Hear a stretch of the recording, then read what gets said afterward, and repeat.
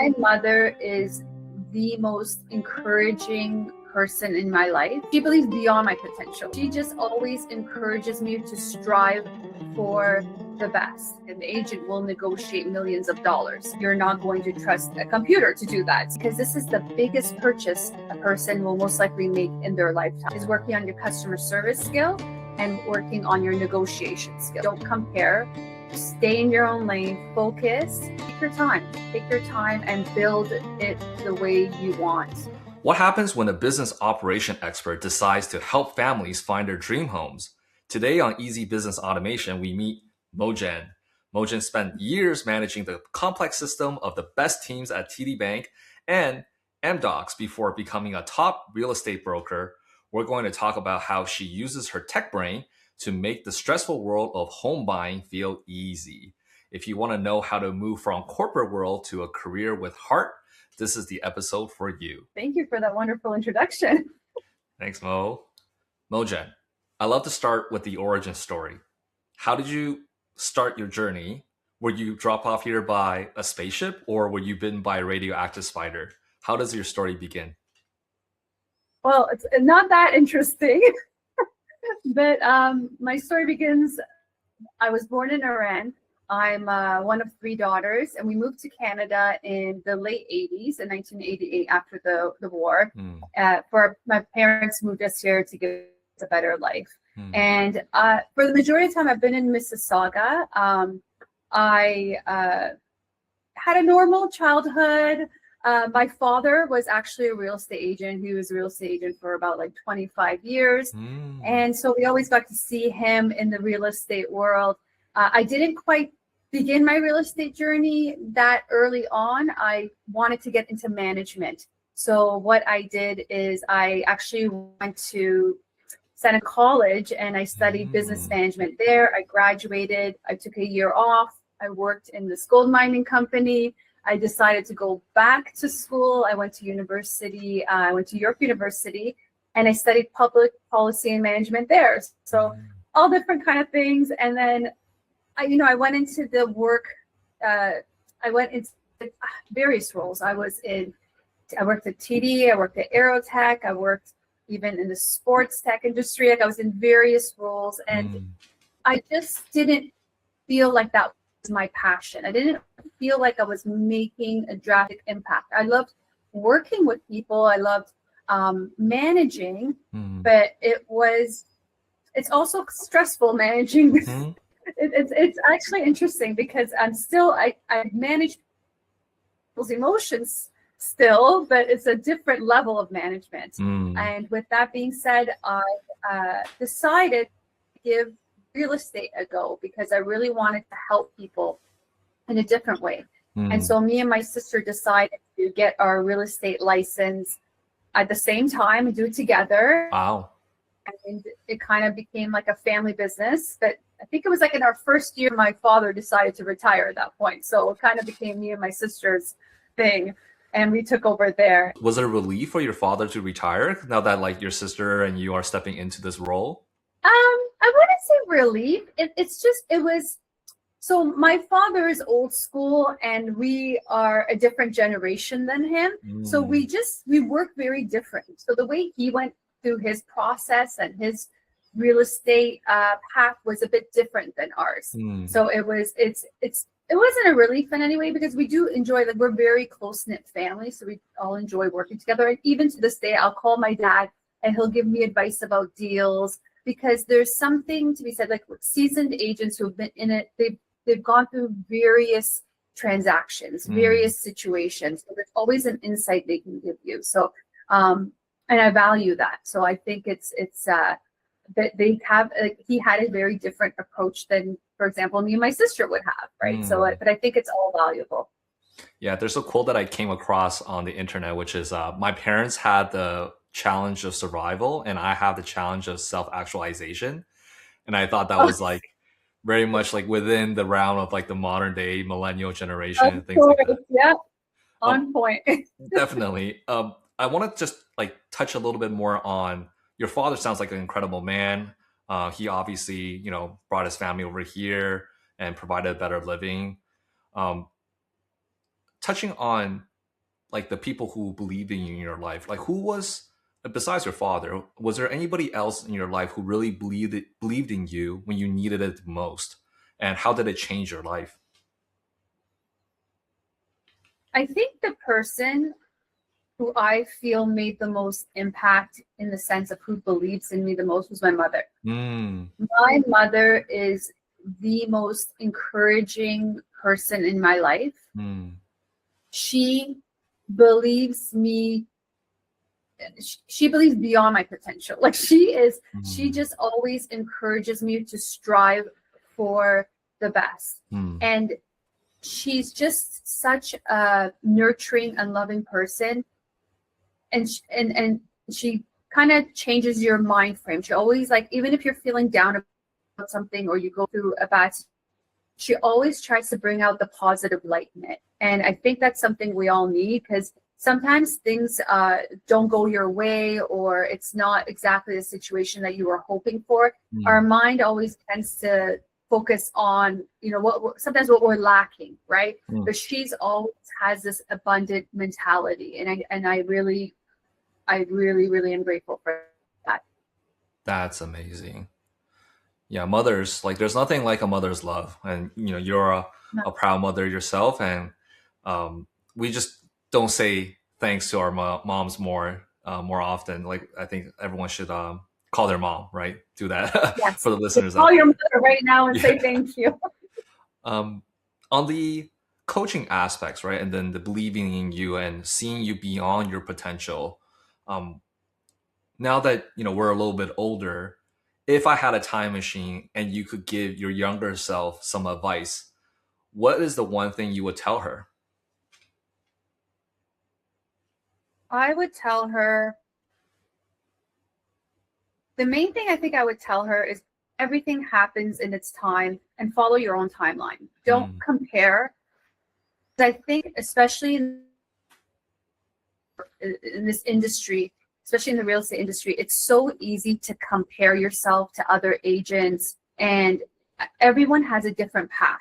mm, Everyone has different environmental factors. Like everyone has a different approach, mentality. Like there's so many different avenues that go into like how a person becomes who they are. So mm, I think the main thing I would tell myself is don't compare, stay in your own lane, focus, and take your time. Take your time and build it the way you want. Build it the way you want. Yeah, that's some very powerful words, especially for young people these days, right? I think things are changing. It's different now than how when we were growing up. And one thing that kind of really became like the Pandora's box, so to speak, recently is the whole AI evolution, right? And Yes. from your, like, I'd love to hear a little bit more about your experience. Like, how has your experience been with AI, and were there any like Eureka moments where like you were playing around with it, and like did you have any epiphanies, I guess? Um, well, I think like Well, I think there's pros and cons to everything, obviously, but I think Mm, AI can be a very fantastic tool to have and use. It can help streamline things. It can help, you know, make mundane tasks easier. mm, Chat GPT, love it too. I know a lot of you have to, it's a bit tricky because you have to be careful when you're dealing with legal issues and legal things. I know a lot of people just like to use Chat GPT and run with it, mm. but I think that it's a great tool to have. Any Eureka moments? Good question. I think just more so for AI, like to know that you could just kind of edit some photos and things like it makes things so much easier. Yeah. If I want to adjust anything, for example, if I have a photo and something is in the picture that shouldn't be in the picture, it can be easily removed. In that way, I think it's fantastic. Yeah, it's definitely like disrupting the whole Photoshop industry. And if you remember, like when we were around for like the early day of the internet, right? Like trying to edit things, it was a Yeah, whole encyclopedia. It was a different process. yes, times have changed. Yeah. Speaking of like tech and things like that, I'd love to hear what's your favorite gadget, like for less than $100, if we could keep it there. And like if you have one that comes to mind, like how did it really improve your life? Oh my goodness. Well, what gadget is less than 100 nowadays? I don't know. Yeah. There is I actually forgot it today, but I purchased this microphone that is supposed to be very good for audio, but I forgot it to bring it today, and I haven't actually played around with it. But I don't know if I have a favorite gadget per se that I can think of. You mentioned that your future is produced with technology. Quote, how do you use tech to give your clients more peace of mind these days? So we have different softwares we use. One of the ones we use allows the buyers to be able to customize their search, create notes on there so that it automatically emails me and allows me to know what their preferences are. If they have any questions about any certain properties, that we can explore them further. We have different softwares as well that will automatically send market updates or birthday greetings, just so that we have that connection piece with the client continuously. Yeah, so things definitely changed since your dad's time, right? Like, was he does he remember the old days? Because he was in the era of fax and pagers, I would assume. Right. Yeah. They used to have to print maps and take the maps, navigate it that way. Everything was done more so through fax machines. It was not as easy as we have it today. Yeah. I'm sure it felt easy in their time because you only know what you know. So it was it's a bit of a transition to where we are now, I guess you could say. Yeah, I remember when we went from 1.3 megapixels to 5 megapixel, it was wow, things are HD now. Now we have 4K, 8K, right? Yeah. So I guess you have tech background as well, and you're in this space. So is there anything that technology hasn't solved yet in the real estate space that you wish it would? And where do you see the future of real estate industry evolving into? I think there's probably a lot that could be streamlined and made a bit better. But there's always this human element to our job too that can differ from person to person, which can impact that. So although we have these systems where everything is put online on an online platform, it is a human being, an agent, putting in that information into that system. So there's always room for error there as well. So which I don't want that to change because I'm out of the job. Right. So I think that there's a lot of room still for technology and AI to continue growing in our industry. I think if there could, I guess, in a perfect world, if there could be some sort of platform where everything is streamlined into one place and from start to finish in the whole buying process, because we have different services that are on different online platforms, but not too many that are all on one central platform together. So I think that would be the one thing that could improve our industry a bit more. I'm sorry, I don't know if that answers your question. Yeah, it's a great answer. I'd like to just touch on it a little bit more. For the folks that are just getting into the real estate industry, right? There's lots of talks of technology advancing, like you said, streamlining process. Eventually, everything's going to turn into a button, it feels like. But what is the one soft skill that you encourage people to develop that's really going to give them the edge? Because I agree with you. At the end of the day, it's an agent, it's a person, people buy from people that they like, that they love. And there's still a human connection that's absolutely critical. I think the most important thing to always remember and to focus and work on is treating people like people. Like you said, people work with people that they like, that they enjoy working with, that they trust. So a key skill to work on is working on your customer service skills and working on your negotiation skills. Because as much as technology is amazing and AI is advancing, a lot of people will not feel comfortable and they will not sell a home with technology. They will sell a home with a person. Like an agent will negotiate millions of dollars, right? you're not going to trust a computer to do that. So you're still going to need that human element to it. So I think really focusing on treating people ethically, honestly, because this is the biggest purchase a person will most likely make in their lifetime. It is not something small. And you want to make sure you guide them from the very beginning to the end. So I think customer service is top skill you need to work on. Negotiation, absolutely. Every transaction will need negotiations involved, and just working together to make the end goal a reality for your clients. Yeah. Powerful words there. And I think the soft skill part, from my observation of the younger generation, is something that they might be struggling a little bit more, especially with like hyper digitalization. So with customer service, right, there's like a lot of kids these days, they have anxiety talking to people, and you're not always going to have like the best interactions. It's inevitable. You got to put out some fires. So I'd love to just get a better sense of like, where do you go and like, what do you do when you need to recharge, right? Because you're someone who touches so many people, and especially like with such a big critical purchase, it could be a high stressful, high emotional situation. And when you're dealing with that stuff professionally, it also kind of has some impact on yourself. So how do you recharge, Mo? How do me personally, I recharge in nature. I really enjoy going on my walks and my hikes. Being outdoor, fresh air for me just helps me get grounded. So for me, that's how I would say I recharge. Some people enjoy going to the gym. Some people just want to sit in silence. Some people like to listen to music. It's going to be a different picture for everyone.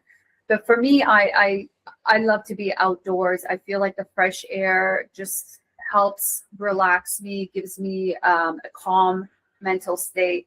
But I agree with you with what you were saying about the new generation, because I know it's like when I'm dealing with other agents, if I'm dealing with a new generation of agents, they love to just text message all the time. And if I'm dealing with some people who have been a bit more seasoned in the industry more, they'll always pick up the phone and call. I encourage you, if you're a texter, that's great in some situations, but when you get on the phone and you actually speak to other people, you create a different type of connection. Text messages can always be misinterpreted, but when you are speaking to someone, they can hear the genuinity in your voice. You can form a different level of relationship and a bond than you can just through text messaging.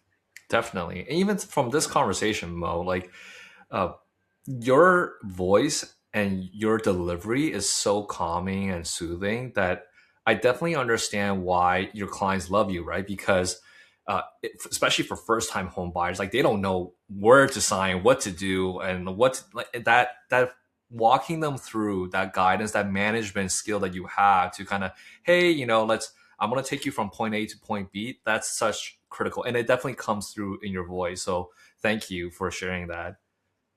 Thank you. My next question is like touching on the pop culture aspects of it, right? Like different generations have different things. Love to get a little insight into your taste of it, right? What's your favorite movie, and like what did it teach you? What did you learn from it? Oh, good question. Okay. So I love the old school movies compared to the newer ones. I'm a huge Marvel fan. So I'd say like I love all the Marvel movies, but if I had to say my favorite movie that has been one of my top movies in a very long time is, have you ever heard of Usual Suspects? I heard of it, but I don't remember seeing it. It's a great movie. I'm really into the suspense type of movies where you don't know how, you get surprised by the end. So Usual Suspects is a great movie. I'm not going to give it away for you. Just watch it. But I love plot twists. So movies like Usual Suspects, Sixth Sense, there's a lot of cinematography and a lot to it. It's those type of movies that you have to watch more than once. So those are the ones I really enjoy. So watching those films, I mean, the first time, if you could remember, what did they teach you? Like, was there any lessons or things that you walked away besides just like the plot twist of like, hey, like, things are not what it seems. I think that's the main thing. It teaches you that things may not be what you think it is. Like there could be a different perspective to what you think, right? So I think that's what it is. There's a different side to the picture, and sometimes you view something a certain way, and then when you go through the storyline, you realize, oh wow, I had it all wrong, right? So I think it's like I don't know if you want to call it perspective, depending on whose lens you're viewing it through, but things are not always as it seems. That's great. Yeah, and that's applicable to life, right? Because it's when you're young, it's like everything's binary. There's like the white, there's the black, and then later on you understand that there's more context in between.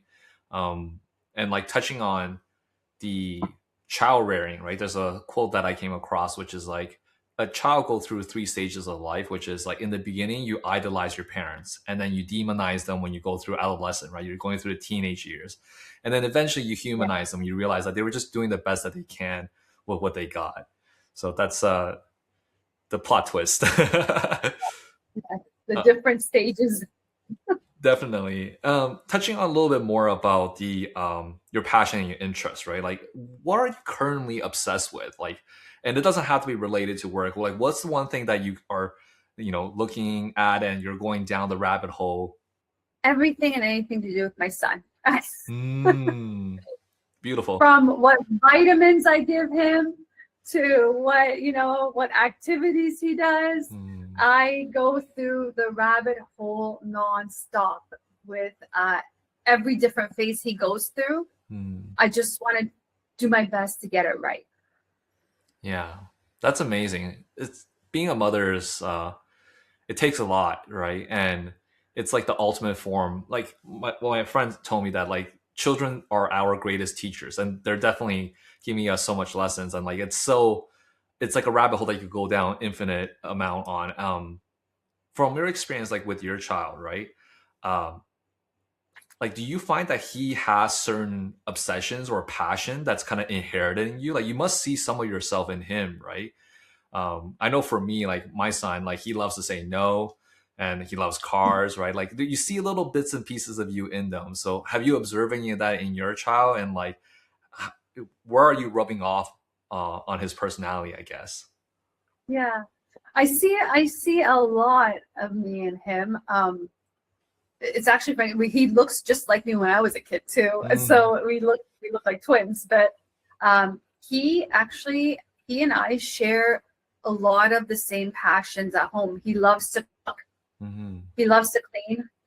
He loves to organize things and build things. He loves being outdoor in nature. So he loves going on our summer walks, being outdoors, going by lakeshore. He really enjoys doing any outdoor adventures that we go on. So I think that also helps us bond and be even closer. I don't know if those are things that he just enjoys himself, or he enjoys because I've enjoyed it and he's kind of become exposed to those environments. That we share a lot of those hobbies. Amazing. And at his age, do you feel that he's developing certain career aspirations, so to speak? Because you mentioned, you saw your dad go through the real estate with like the faxes and the pagers and stuff like that, and you're going through that in the modern day.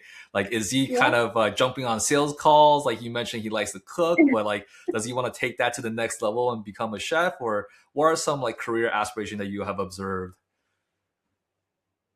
So at 5, he's saying that he's going to be a builder. Wow. And because he loves to build things, and he's going to be a builder, and he's going to build a lot of homes that mommy's going to sell. Wow. So I'm very excited about that.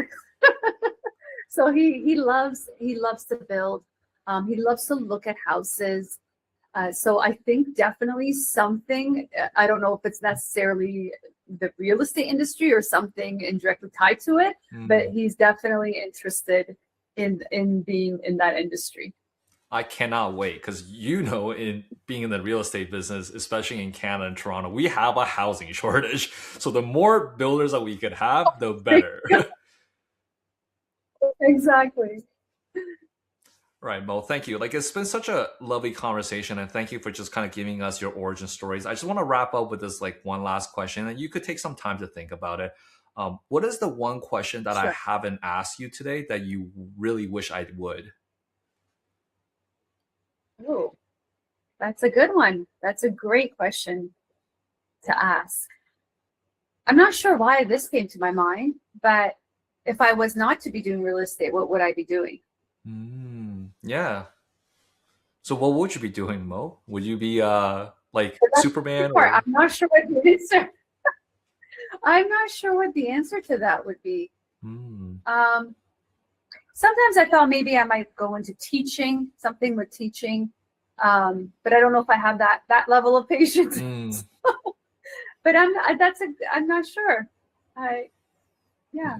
Teaching, I think, is one of those things where, as I, observe my child going through the school system, I like every time I walk in there, the impression that I get is it's a kindness factory, right? Because everyone is just trying to be courteous, and it's so different than the real world, right? Where like if you're at Tim Hortons and then someone's trying to cut in front of you to get an extra bagel and things like that, it's like that environment is such wonderful energy to be around. But I agree with you. It's like children's will test you, Yeah. so it just takes a different caliber of kindness to be in that environment and thrive in that environment. If you had a billboard, do you have a message that you like to share with the rest of the world? It could be anything, it doesn't have to be the most like thought provoking. It could be, hey, like eat your vegetables, call your mother. But is there any message that you want to part with the world on a billboard, or more people need to hear more about? Be kind and have a servant mentality. Hmm. And what I mean by that is, I feel like in this world, a, a lot of individuals, they may have this self mentality where they just think about themselves. They don't think about others. And I'm not just talking about your family, your friends. I'm talking about people in general that you come across day to day. You can come across the grocery store, in the parking lot. You never know what another person is going through in their life, and you'll never understand why they react the way that they do unless you've been in their shoes from birth to that moment. There are so many outside factors that have shaped their personality, their character, and who they are. Be kind, have kindness in your heart, and servant mentality is be helpful to other people. Because I feel like if other people had the mentality to help serve other people, then and this world would just be a much better place that we live in. Wow. And I think that's a wrap. It's a wonderful message to end on. So tell the audience, Mo, how they should get in touch with you. I mean, if you're looking for a home, she's the best in the business. Mo, do you have Instagram, LinkedIn? How should people reach out to you? You can find me on Instagram or Facebook on Hello Property, or you can look for me using my name, Mojan Sinandaji, or you can give me a call, 416-723-0692. So we'll see you next time on Easy Business Automation. Thank you, Mo. Thank you.